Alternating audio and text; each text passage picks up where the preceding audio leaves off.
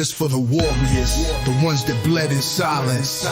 Gladiator advocate, Oklahoma violence. Let's go.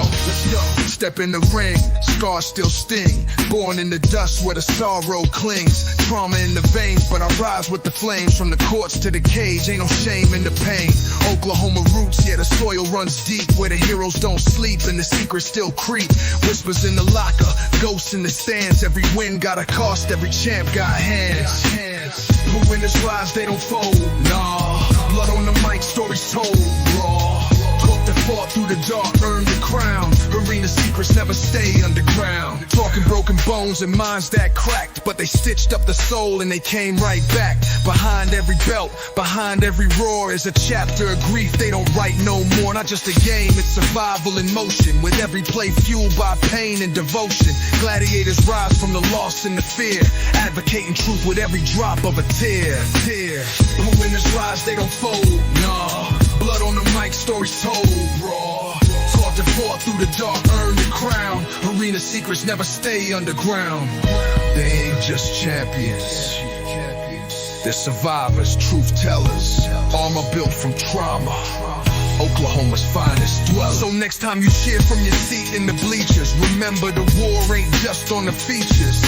It's hard, grit, pain and fight. Gladiator advocate, holding the light.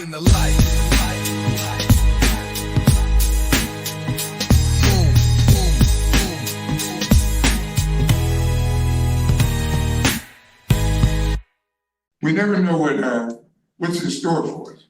The decisions that you make. So I played ball at OBU. We had some good teams. They got a good basketball tradition. We went to national tournaments, things of that nature. My senior year, I was the MVP of the team. So we always led. Every person in the family has been a leader on their team. So I had a chance to go to France. But he was already born. He was born while we were still in college. Yeah, he's up in the stands when I'm playing my senior year. So the money wasn't right for me to take family and her. So I took a teaching job. Starting out, first black teacher ever, 76. 3 years there, I got telling Mr. Forshee, coming up into the city, different tournament, we gotta get to the city. We can't get to the East Coast. So we came up 79. That was our last year. 79, 80. Yeah. My first year at Northwest Classic. And I had a pretty good crew. Yeah, my freshman team consisted of Chu Kennedy and a few other cats. So no, I was Piccolo's assistant. Took over for Bulldog, Willie Kelly, who left Northwest and went to Douglas with Phil Henderson. So that position is one. Went to 4 years there, won state in 82, and had an opportunity to be a head coach Southeast, so took it.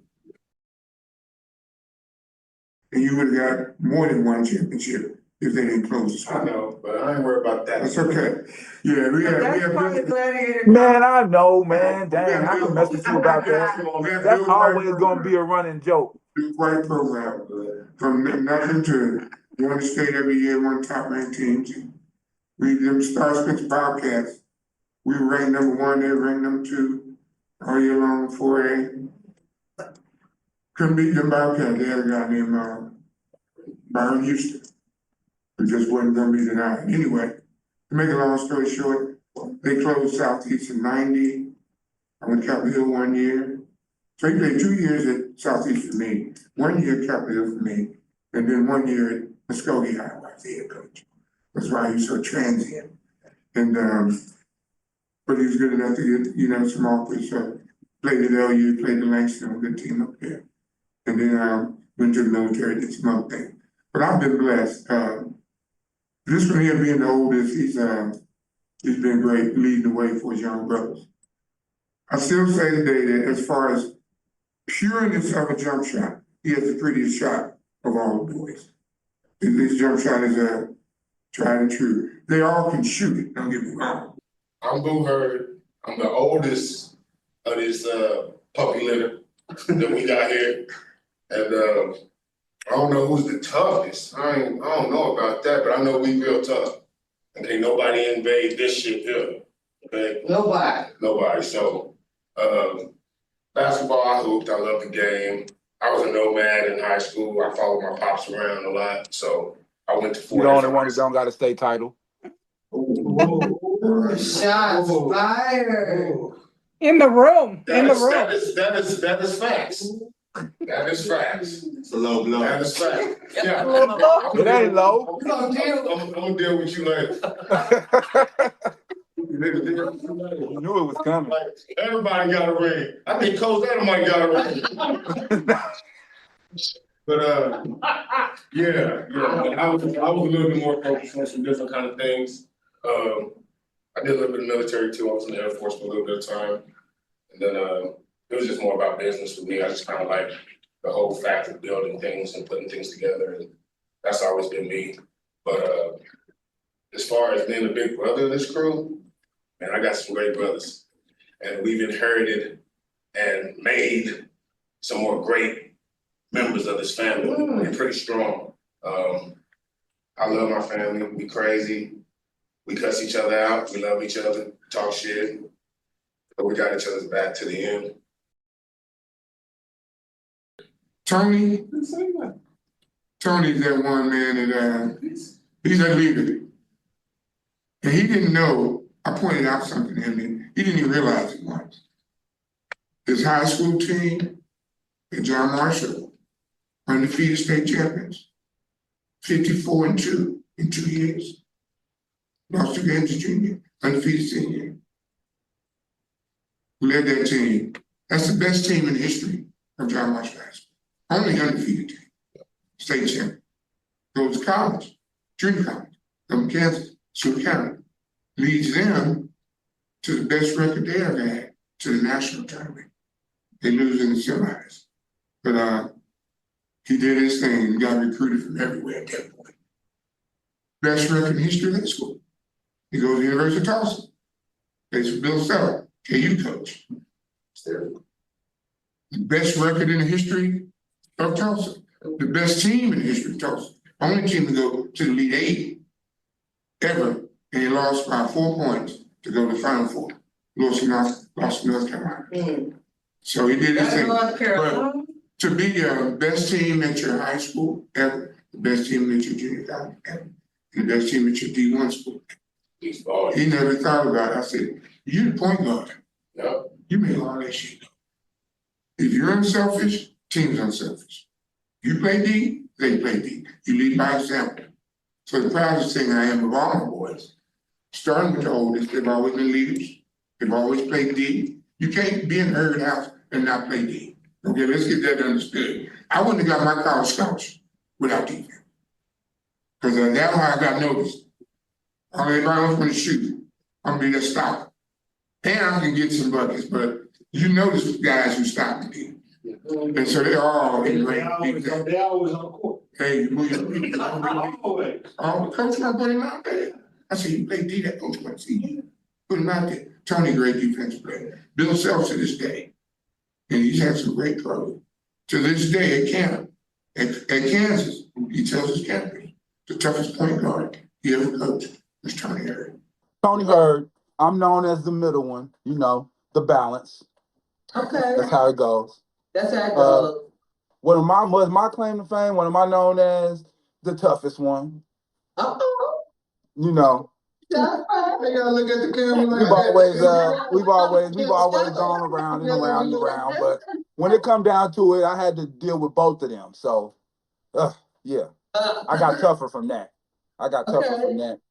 But I just I got better from that. I always wanted to be better than my older brother. Never wanted my younger brother to beat me.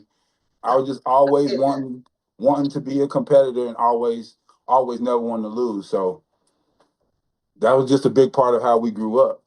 We competed about everything. So and then just through high school and through college, and was lucky enough to meet my wife, who's a competitor in herself and her right.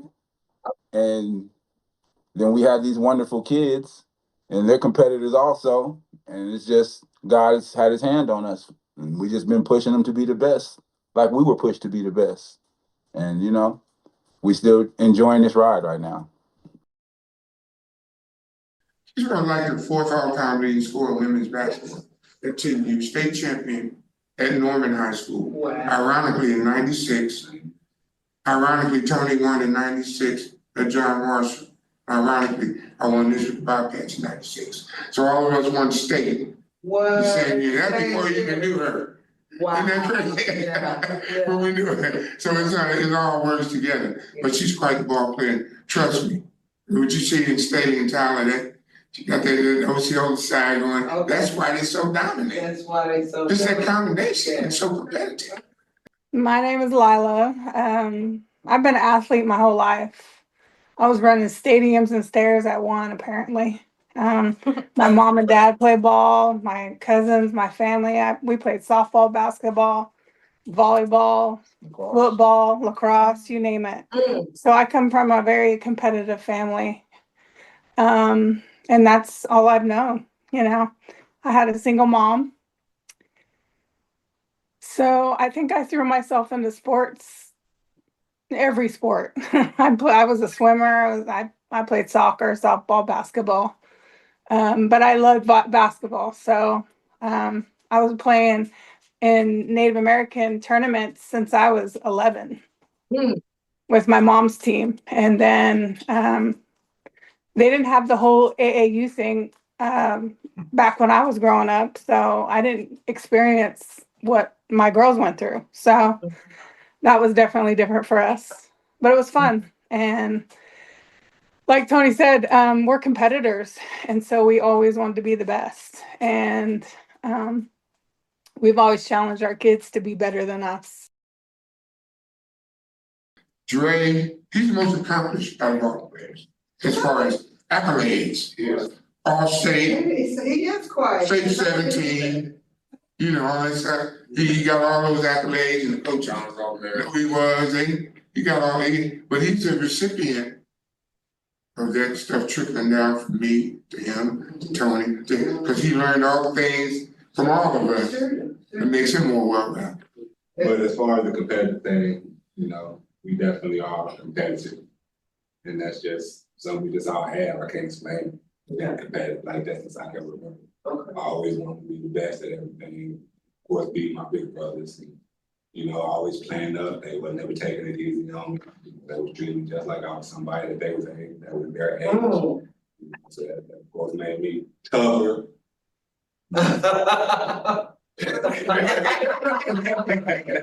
I'm sitting calling It was good. Man. Now, where'd you graduate from? High I school? graduated from John Marshall. There you go. Marshall High School. Them Bears. Yeah, State champion. one-time state champ. State champion, different team. Got a championship there. All-stater. Was a nominee, McDonald's nominee. You know, didn't make the game, but was a nominee. All-stater, things like that. I had a pretty good career. When JUCO played basketball at El Reno, national champion there. Lost the national championship game as well. You know, went to New York, Binghamton University, played 2 years up there. First team, second team, all conference up there. My 2 years, and overseas and played for a year. Won a championship over there. I did not know you was overseas. Where'd you Yeah, I'm go? a champ. Went to Aarhus, Denmark. Denmark. So you are a champion for real show now. Bakken Bears. Fucking Bakken Bears. I like that. Bears, Bakken Bears. Look, you just a bear. Chips, I did big chips. So yeah, it was been a great journey. I still play, you know. Texting your sister. Answering the question. The minor league stuff, and just like Sis was saying about the native tournaments, we've been involved in those tournaments for a long time now too. Me and Big Booh. Yeah. No. I'd like Those to Indian really tournaments, man, investigate that. winning that money, having a good time. So Really? yeah, that's Always always a heavy fun. curse. Would they let us check it out? What you mean, if there's a tournament somewhere? Yeah, just go. Spectators, come. But, Well, you know, I know that sometimes the Native Americans like have a powwow and then they have a powwow.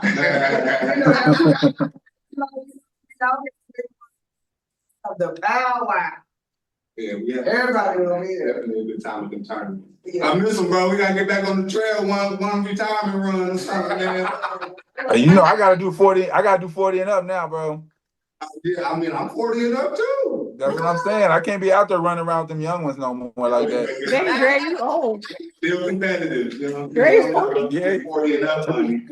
You know, so Come on, that's y'all. pretty much my journey, and I'm still out here playing and, you know, giving to people on the court and, you know, tell them don't let the slim frame and me being 40 plus fool, you still can get it.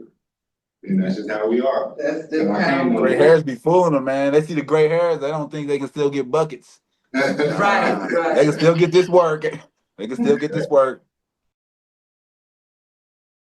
So that's the thing, but God in the background directed me to Oklahoma to my queen.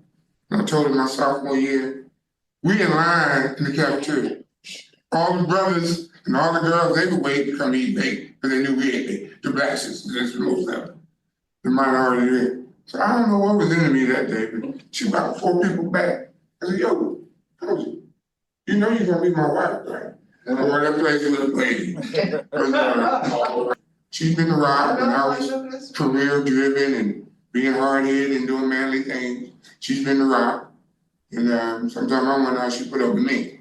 But it's not for her. None of this happens. And so that out there, she's been around the whole time. So it's been great. Well, I'm the queen, Cozetta, of this crowd. And you can imagine how I feel, filling up. But this is my world. God has put this family together, and we have had some wonderful times. Yes, we've had the ups and downs. That's life. But if I had to do it all over again, I'd pick the same girl. Me and my husband, we met in college at Oklahoma Baptist University. He was playing ball. So I've been in the game for a long time. We've been together and married over 50 years. Amen. And in our village, it has really grown. We love every one of them.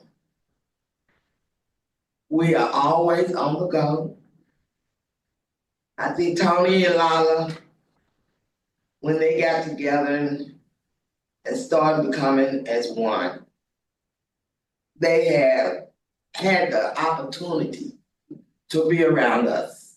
You don't find too many of us around that have been from beginning and still going. So they have just been around us, they've seen, and then they picked up the way they want to, and then the babies started coming, and we have all just learned to support and be together. We are one happy family, and you don't find that too often. Yeah, we had some ups and downs, but the Lord eased it over. And where God is there, no man can mess with. So, and being with my babies, my boys, I started with my husband, then we added the boys, then we have the granddaughters, and we are so proud of them. So, here we go. And where they lead, we follow. That's it. That's the way it's been. Wow. So when you say that, are you talking about the girls? Oh yeah, my girls. We on their journey with them. We support them with all we have. Where they are, we want to be there. And they know we are of age now, we can't get to places like we used to. But oh boy, when we can get there, they know G, Mama, and Papa will be there. And they are wonderful. We have watched them. When I look at them, these are my babies. If you don't cry, I'm gonna cry for you. They grown. They almost grown now, though. One. I've been in their lives. So they're my babies. Now, I had a medical situation not too long ago, got a pacemaker put in. On April the 7th. And the reason I'm coming with this, because you never know. I didn't have an incident, I didn't pass out or nothing, which is good. Most people pass out, then they get I said, I didn't feel good, I know my body. We went to the doctor. After about a month of testing. Anyway, my sons are the greatest joy that a person can have, my kids.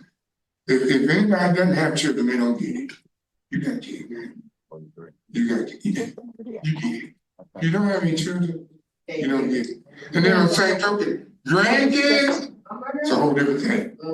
I love my kids. I love my kids, but that grandkids love is a whole different thing. Yeah. They go, you don't let us do that, you're not my grandchild. Now. You know what I'm saying? He called Lady Thank you. Joe. That's a big. Go. I'm Tyler Heard. I played basketball all 4 years, played volleyball 4 years, all stater in both, love sports, love being active, love my family. Oh, I did run track. I ran track, placed at state for track. I ran the 400, hated that. I did Why? Okay. I did high jump. I did some relays. I think the sprints are for me. Definitely don't do mid distance. Okay. I'll leave long distance for Staley and my mom. I don't do that either. It's disgusting. Okay. So, but yeah, my name's up in the wall on the walls in Sepulpa. That's where I went to high school. First year of college, I went to ORU. Now I'm transferring to OSU with my sister. Really excited. Yes, go Post. Let's go firing. And yeah, I'm really excited for my journey. Wonder where it'll take me. I will be a junior next year at OSU here at Oklahoma State. I graduated from Sapulpa High School. Me and my sister were both two-time state champs there. And then my freshman year, we were supposed to win, but COVID happened. And then I also ran track. I ran the 800 and I did long jump. I think I ran the mile, I ran the 4x4. I ran cross country. I won state in cross country. What else? I played volleyball with my sister. I started a little bit later than she did, but I played it for maybe 2 years. And then outside of that, we hung out a lot. We played beach volleyball. We placed for nationals and that for sand. And then, we just as a family, we're competitive. So we did a lot of competitive stuff as in just like board games, card games, and just like spending time with my family and sleep.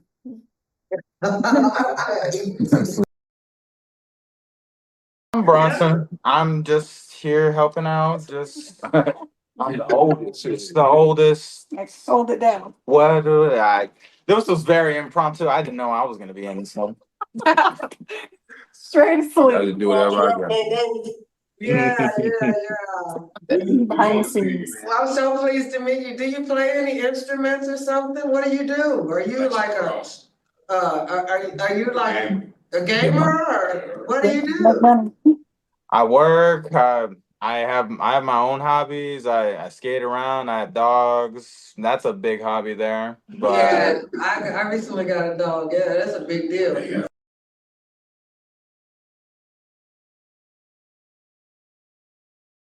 I've always been a pioneer in Native American / white world, being the only Division I basketball player girl from my family.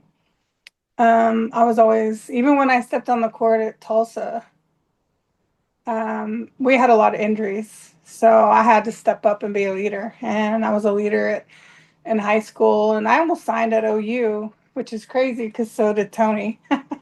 And I got recruited a couple of different places, but I chose to stay home. And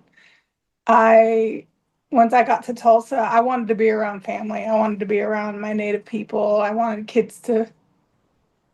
I wanted my family to be able to come to watch me and be with me and enjoy it just like we get to do the same with our girls. So that was my biggest goal, but I believe that it was a lot harder back in our day, back when we were in college, because we didn't have the amenities that the kids have nowadays. So even when I went to Tulsa, we played at the Pavilion Center.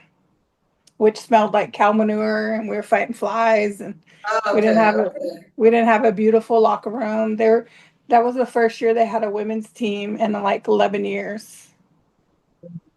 So basically, I built a program, and so that was my journey in college, and honestly, I didn't enjoy it. It was hard. We enjoy it. It was tough, but have education, and now I try to teach because I've been coaching for 30 some years, ever since I was 15 years old, running camps for Native kids, going to different reservations, and hosting clinics. And even in high school, I would go and help colleges and coach. And I learned a lot that way too. So that gave me the confidence to do what I could do in college. Okay, that's very good.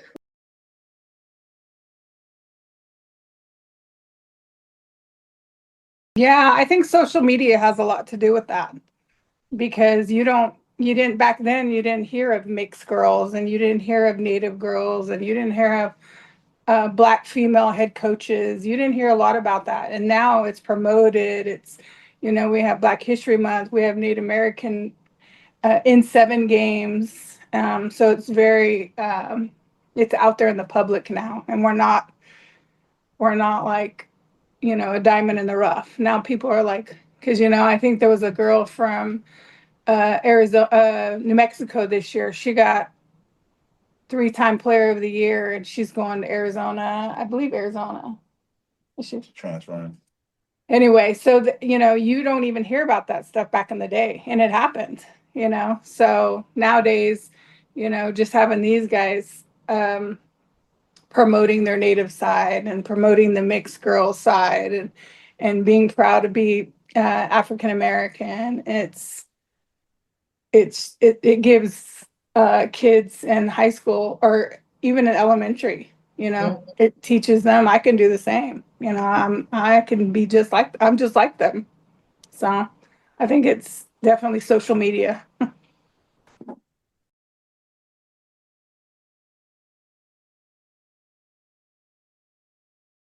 What do I say to them after a tough game? I just, keep it positive, try to always, say something positive, tell them good game, I love them, everything will be all right. The stuff that family and parents and uncles, the stuff we do after a tough game, whether it's a win or a loss, you always want to encourage them, that everything is good, just keep working hard, get better for the next time.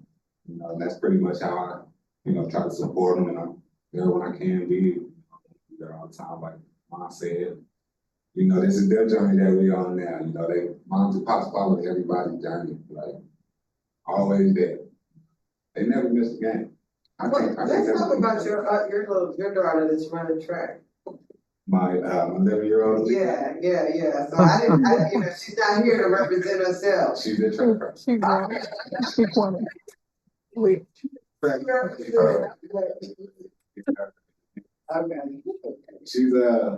She's been living with me now for like the last 2 years. And, she's really changing and coming into her own. I can see her growth. Just being around something that's stable. Seeing a family that's really close knit, tight knit, and put together well. And, she could just see that and it's starting to rub off on her, and she's really growing into her own self. She still has some of those crazy ways and tendencies, but that will never go away. So,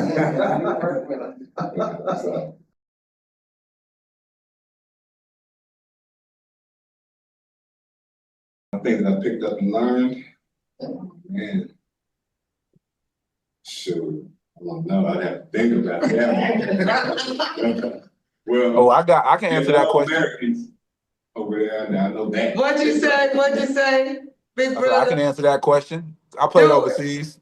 When I was in Holland, the one thing I understood is that the misconception is people don't like Americans that much. That's not true.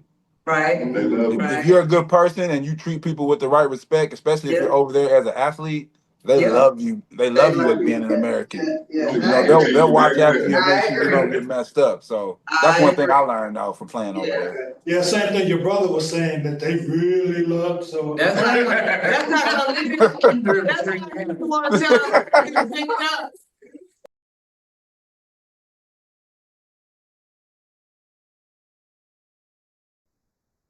It's really exciting. It's really exciting. Uh, we've been playing with each other for years. We have a great connection on and off the court, and I feel like I can really learn and grow with her. And I I feel safe and I feel loved and I feel supported. And so I'm excited to learn and grow and be a sponge because I feel like she's a great person to learn from. Wow. How much did Yeah, she she pay can hold you to say accountable. that? All right. What did she say? What did she say? You didn't have to know. I said, how much did she pay you to say that? But I just Nothing. want to know, you didn't feel that safety at ORU? No, Well, not like this. not like this. Yeah, it's just a different kind of safe, you know. They're bond. They're like twins. Okay. So, So how many years apart? 1 year? 18. 18 months. Yeah, literally a year and some change. Oh, wow. Not even, okay.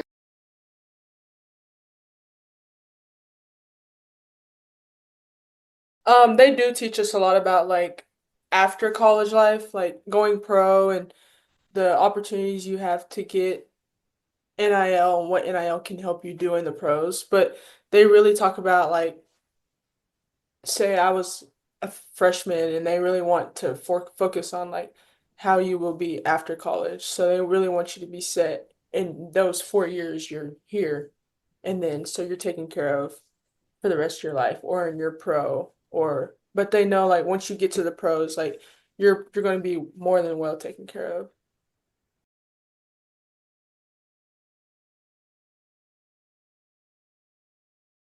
No, I actually have never felt pressure.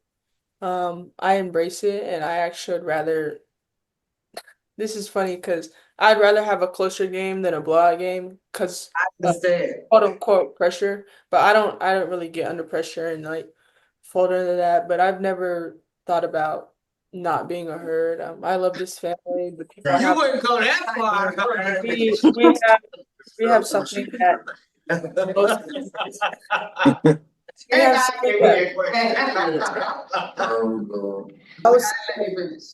I was saying that we have like our family, we have something that most families don't have, and I feel like um it's a really blessed thing to have. I mean, I have people around me that really care. Me and my sister have people around us that care, that love us, that support us, and I feel like we don't take that for granted at all.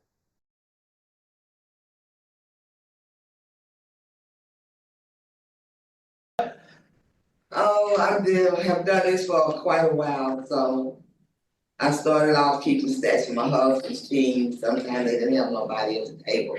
So of course I was still in. And I think I'm not gonna say anything long because you have to be attention. You have to have your attention right to have your stats right. And I'm the type of mother, I'm watching what my boys are doing as they're on their floor. So I had me already a sheet that I made up, that I kept in my purse. I have my points, my rebounds, my steals, my assists, my turnovers, and I kept scoring at every one of their games. Besides cheering, I was a scorekeeper. And I think Tony picked that up. You know, they say you never know what kids pick up from you by them just watching them. And Tony, Tony is a stat keeper. He keeps stats for his girls. Shut up. So I like the numbers. it is important to keep those numbers right. So when it comes to our babies, he is our stat man because he keeps a stat for every game they play. And it's good because as G Mama, I stay more in the back because they have all their uncles, their papa, their daddy, their mom that's gonna tell them, you know, they know they support them, but they gonna say, you should have been doing this, you gotta do this. So when they come to G-Mom, I'm the one, I have to have that love and say, hey, hang in there. I text them after their game. You did good. You made a few mistakes. You did good. Learn from them. Go on. Get your head up. And that's where G Mama come in for being for Tyler and Staley. Because I love them and they are so remarkable in their own ways.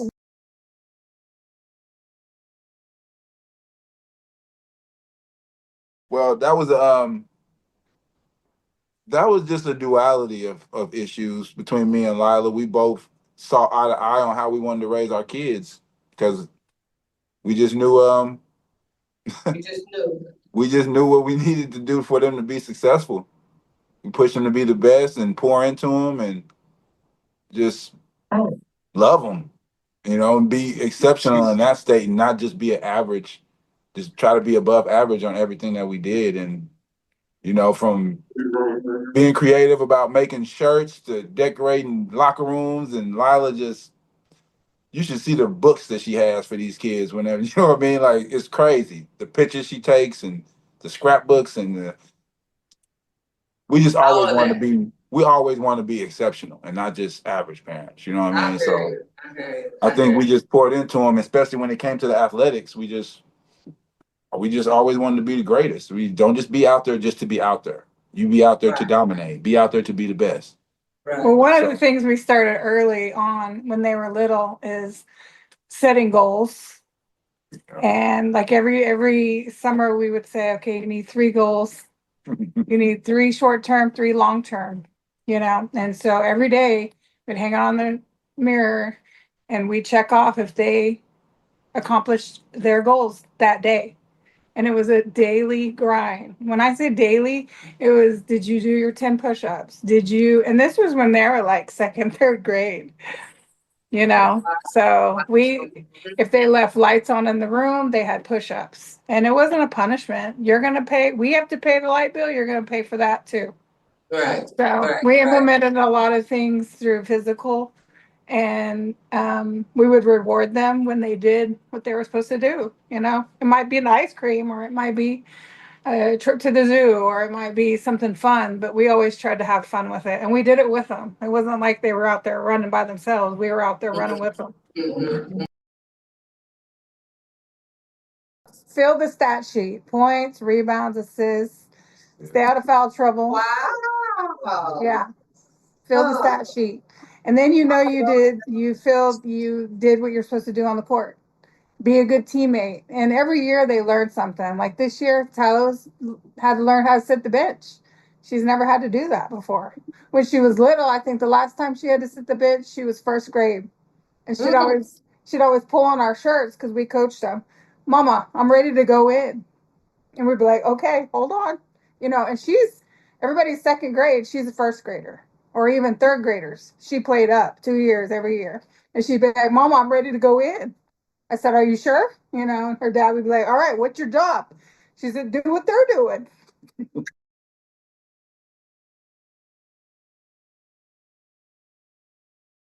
Not a lot of family conversations, actually.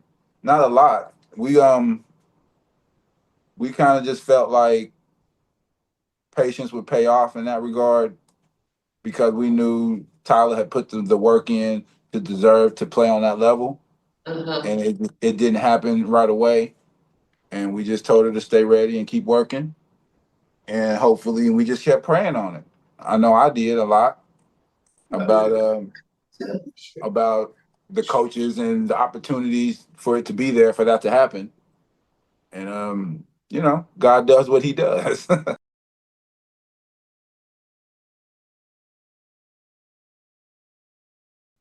Did y'all know that Tony is getting inducted into the Hall of Fame tomorrow? No. Oh yeah. To you? Yeah. Wow. How we gonna know if y'all don't tell us? I thought I told you. No. That's your son right there. No, I thought I told you like 2 weeks ago. You didn't tell Yeah. me. Congratulations. TU Hall of Thank you. I Fame. appreciate His that. whole team's coming in, and we're staying at the Marriott, and it's a whole Right, celebration all weekend. when is the date, man? Send me the date and all that, man. Okay. My bad. It's tomorrow at 7:30. Yeah, I thought I told y'all. Oh, wow. They get so mad when we don't make it to our That's your parents. son. That's your son. See, Wow, well, congratulations. I wish I had it's a something for you. Saturday. Figured y'all be busy.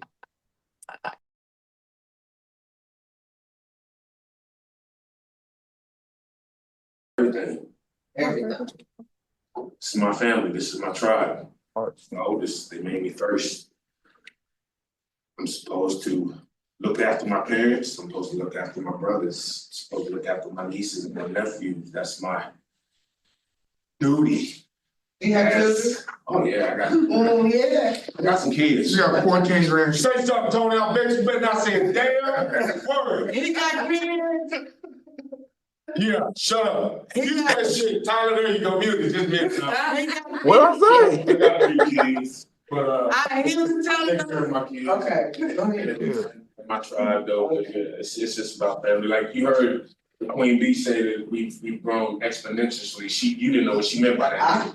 I didn't know. Yeah, we got, how many grandbabies you got? 14. 14. 7 great Seven grands. greats. 7 Who great. has them all?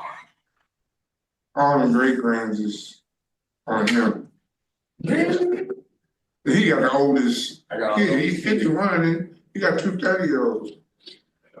Yeah, so you just there. Only one. But yeah, Baby. my 14-year-old, he's a crooked over. Okay, I played crooked over, he's been a freshman this year. okay. He's not too bad. He all right. He's a definite bona fide shooter. He just needs to learn to, Don't you do he needs to get that dog in. He's just missing that one little flea bite. He needs to get that one little flea bite. I try to tell parents now, that's kind of hard for kids like Adrian and then to get that dog in them because they grow up a different way. Right. They're not in the street like y'all was in the street coming up. You know what I mean? Like you in the street when you get your head knocked and your fights and all that kind of stuff. It's just different. Yeah. But we live to fight another day, Yeah. instead of them popping up that trunk nowadays. Yeah. And then that's why we have to change up. And you know, you see our kids get into a little scuffle. Hey, what, did you start it? No. Did you finish it? Yeah. All right. You don't know, you need a break? No. I mean, you know, but nowadays you gotta worry about little junior high kids go get a gun and try. It's crazy.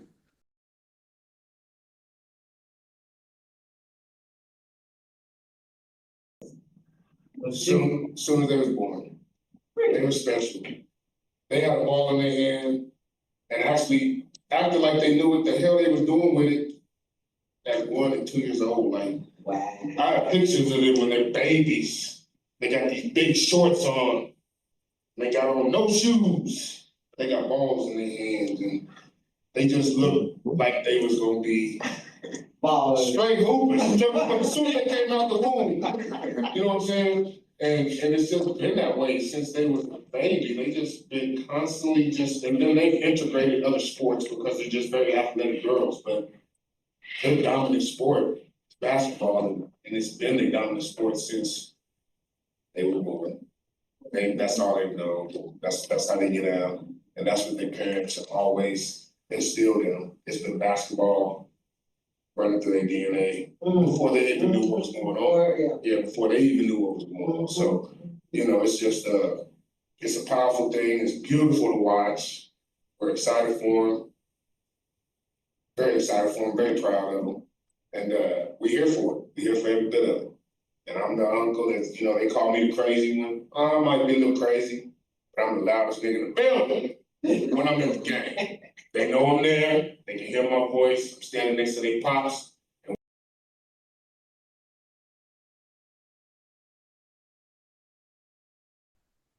Hey, it's in the genes. I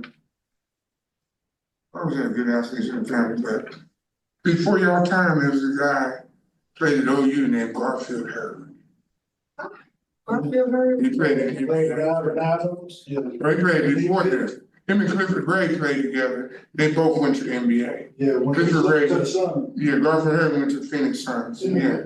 And come to find out through meeting him, because his daughter played over in Christian, that we were related, but he's from Georgia. And my dad's people are from Georgia. I'm born in Philly, but my dad came from Georgia when he was there. And so come to find out that we were related, so Related, so a it's lot of, blood. most of them heard you see coming out of Georgia, I'm related to. And some in pro football, and some played at the University of Georgia in football, different places.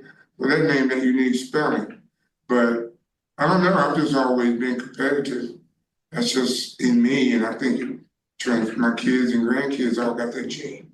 You just competitive. Yeah. So,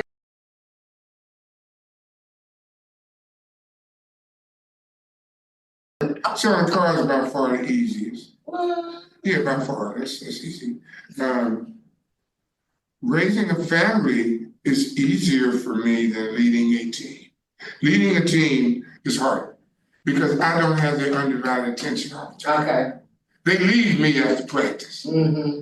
They go home, do whatever's going on. So they like, yeah. You know, and I get them back the next day. Yeah. Then we try to instill what we're trying to do, but bless their hearts, some of them, that's why leading a team, you have to have them hard conversations. There's so many kids that one foot in the street, gang banging, one street, they good athletes, really good kid, he grew up with them niggas. You know what I'm saying? You hang with them, but at a certain point, you gotta come to practice and you gotta learn if you wanna be a ball player. If you don't, I'm not mad at you. I understand how it works. That peer pressure stuff. But I've had a lot of kids that give up streets and play ball. I had a few that didn't give up streets. They gave up ball and took streets, and it happens. I've had some come back to me Later. I see a guy in the mall. I met the wife. Got about 40-something, 50 years old. Old. Hey, how you doing? You run over the husband, all that. I said, I know your face. I can't remember what school. Oh, you had me at Northwest back in 1980 and all that. I said, okay, you try to play ball. He said, yeah, but yeah. I couldn't play. I couldn't let them streets go. And you told me I had to make a decision. And I chose the streets. He said, I just wanted you to know that I appreciate you for trying to help me. I've been incarcerated for 18 years. Wow. Talking about, stuff you got into. Right. And, you were one of the few who was real with me. And I'm telling you, streets ain't, it's not the way. I had old cats try to leave me when I was young. Because you can get pulled into stuff too. White culture doesn't understand that. When you grew up with people in elementary school, junior high school, and then they go into gangs, you're not necessarily a gang banger, but you know all them people. Right. You see what I'm saying? And you're guilty by association sometimes.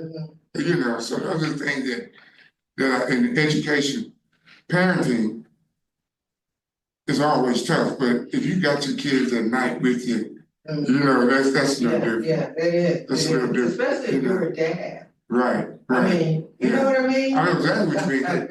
This for the warriors, the ones that bled in silence.